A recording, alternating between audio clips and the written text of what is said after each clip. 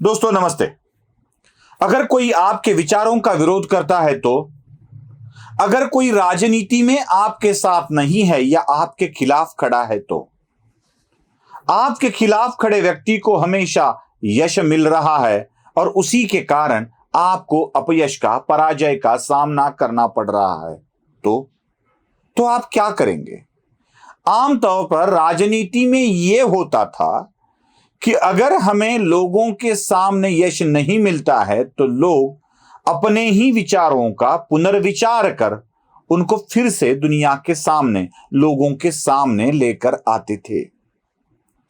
न जाने कितने सालों से राजनीतिक दलों को बार बार अपयश मिलता रहा। देश के स्वतंत्र होने के बाद भारतीय जनता पार्टी, जो पहले जीवन में जनसंघ था, उसको यश मिला ही नहीं। अटल बिहारी वाजपेयी की सरकार बनने तक बार बार पराभूत हो रहे जनसंघ या भारतीय जनता पार्टी को कभी अपने विरोधी दलों का खून करने की बात मन में नहीं आई या उनको मारने की बात मन में नहीं आई। यहां तक केरल में राष्ट्रीय स्वयंसेवक संघ के कार्यकर्ताओं का खून हुआ। भारतीय जनता पार्टी के कई नेताओं ने अपनी जान गंवाई, जैसे जम्मू कश्मीर में, श्रीनगर में कितने ही नेता शहीद हो गए। श्यामा प्रसाद मुखर्जी का बलिदान आज भी सबको याद है। दोस्तों, राजनीति में कभी भी अपने विरोधियों के बलशाली होने के बाद उनके जीवन को खत्म करने की बात जिन लोगों के मन में नहीं आती, वही राजनीति में आगे बढ़ते हैं और अपने आप को यशस्वी करते हैं। लेकिन जब से मोदी का प्रभाव बढ़ता चला जा रहा है, तब से मोदी की जान लेने के लिए बहुत सारे लोग उतावले हैं। 1, 2, 3 कितनी घटनाएं मैं आपको बताऊं। क्या विखार है देखिए मन में। नाना पटोले की बात याद है आपको? नाना पटोले ने कह दिया था कि मैं मोदी को मार सकता हूं और बाद में पलटी खा गए, मैं अपने गांव के मोदी की बात कर रहा हूं, ऐसा कहा। लेकिन नाना पटोले के मन में मोदी को मारने के विचार थे ही। शरद पवार की बात याद है आपको? उन्होंने पिंपरी चिंचवड़ में पत्रकारों से वार्तालाप करते हुए कहा था कि अगर कृषि कानूनों को वापस नहीं लिया गया तो यह पंजाब के साथ खिलवाड़ होगा, और पंजाब के साथ जब जब भी खिलवाड़ हुआ है तब तब हमारे देश के प्रधानमंत्री ने जान गंवाई है, हम इंदिरा गांधी को खो दिए हैं। और शरद पवार इसी विषय पर ध्यान आकर्षित कर रहे थे कि कहीं मोदी की जान को खतरा न हो। उसके ठीक 1 महीने के अंतर में ही क्या हुआ आपने देखा? पंजाब में जब मोदी रैली करने गए थे, चुनावी रैली नहीं थी, वो एक उद्घाटन समारोह था, शासकीय कार्यक्रम था, वहीं एक ब्रिज पर उनके काफिले को घेरा गया और देश का प्रधानमंत्री खतरे में पड़ गया। 3 घटनाएं हैं और चौथी अब उजागर हुई है। क्या हुआ है? यह मध्य प्रदेश के कांग्रेस के भूतपूर्व मंत्री, एक कांग्रेस के बड़े नेता बोल क्या रहे हैं, जरा सुन लीजिए। कि मोदी इलेक्शन खत्म कर देगा, मोदी धर्म, जाति, भाषा के आधार पर बांट देगा, दलितों को, वनवास, आदिवासियों को और अल्पसंख्यकों का भावी जीवन खतरे में है। संविधान यदि बचाना है तो मोदी की हत्या करने के लिए तत्पर रहो, हत्या इन द सेंस, तो मोदी की हत्या करने के लिए तत्पर रहो, हत्या इन द सेंस कराने का काम। कार्यकर्ता की उपेक्षा। सुना आपने? यह है मध्य प्रदेश के कांग्रेस के नेता जो कमलनाथ के सरकार में मंत्री भी रह चुके हैं। इनके मन में क्या है? मोदी को खत्म करना चाहिए, मोदी की हत्या करनी चाहिए। क्यों भाई?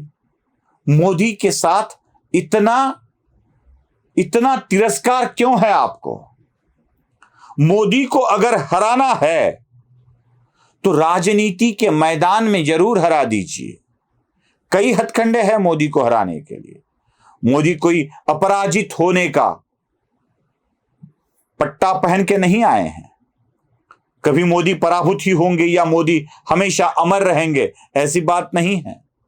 यह दुनिया है और यह दुनिया में जिस तरह से जीवन चक्र, सृष्टि का चक्र चलता है, उसी तरह से चलता रहेगा।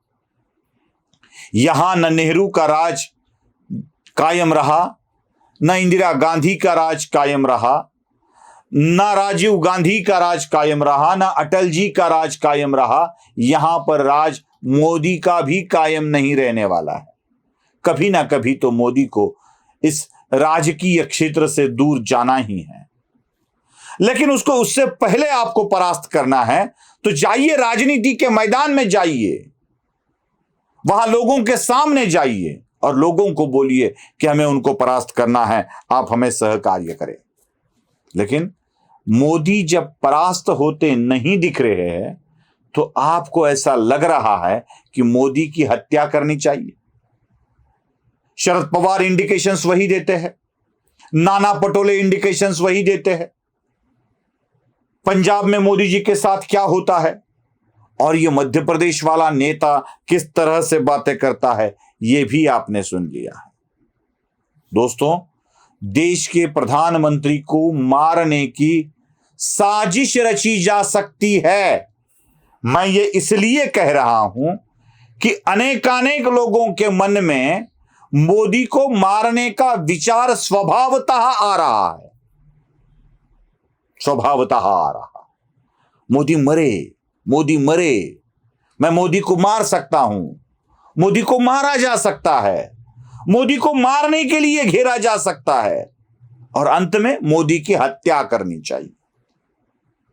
ये सारे के सारे वाक्य, ये सारी की सारी चीज हमें एक बात पर हमारा ध्यान आकर्षित करती है कि देश के प्रधानमंत्री को मारने की साजिश रची जा सकती है, हो सकता है। ये देखिए कितनी नीचतम स्तर पर जा रहे हैं लोग। पहले तो मौत का सौदागर कह दिया, नीच लोग कह दिया, 100 मुंह वाला रावण कह दिया, सब कुछ तो कह दिया मोदी के लिए, और क्या बाकी बचा। और उनके विचारों को परास्त करने के लिए एक प्रोपोगंडा भी चलाया जा रहा है कि लोग किस तरह से अपमान करते जा रहे हैं बड़े बड़े महात्माओं का। यह भी प्रोपोगंडा चलाया जा रहा है। जिस तरह से हो सके उस तरह से मोदी को बदनाम करो, क्योंकि इनकी लड़ाई बाकी किन लोगों के साथ है ही नहीं है, वो मोदी के साथ है। बस एक एक मोदी के व्यक्ति को बदनाम करते जाओ और मोदी को खत्म करो, यही बात इनके मन में चल रही है। इसलिए सावधान, शायद देश के प्रधानमंत्री की हत्या की साजिश इस देश में चल रही है।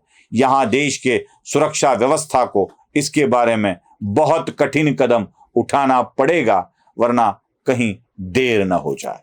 नमस्ते।